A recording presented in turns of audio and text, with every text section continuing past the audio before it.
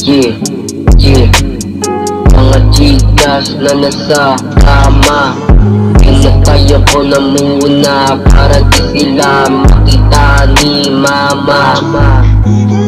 Oo, kasi alam mo na mahirap ang magtiwala dito sa isang kaya dapat di sila makita ni mama. Kung nakita sila ni mama, maaari akong masampiga sa may panga ng aking muka. Kaya dapat magtago muna, oo magtago muna,